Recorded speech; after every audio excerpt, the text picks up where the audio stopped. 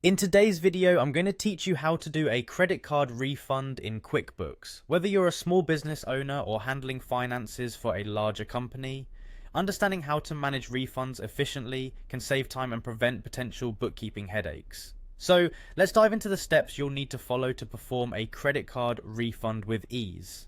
First things first, you'll need to sign in. Head on over to the QuickBooks website and click on the sign in option. In this step, you're essentially gaining access to your QuickBooks account where all the magic happens.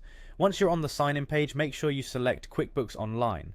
It's important to pick the correct platform as this will direct you to the appropriate login interface for performing the tasks at hand. Now type in your credentials, your username and password. If you find yourself fumbling for your password, it might be a good time to consider a password manager to keep your login details secure yet easily accessible. After this, simply hit continue to move forward.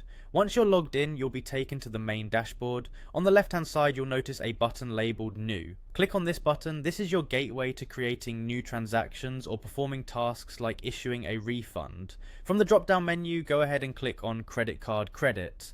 QuickBooks uses this option to handle credit card refunds effectively. Next, it's time to add the payee.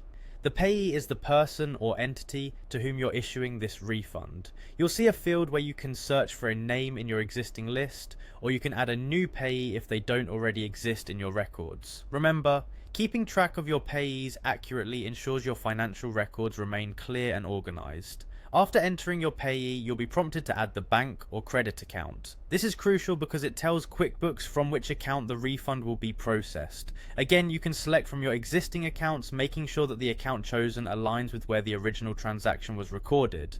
Now let's talk about the amount. Enter the exact amount that you need to refund.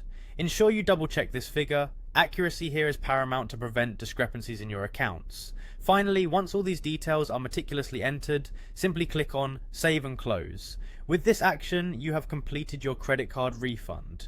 QuickBooks will record this transaction and update your financial records accordingly. And there you have it, you've just smoothly completed a credit card refund using QuickBooks Online.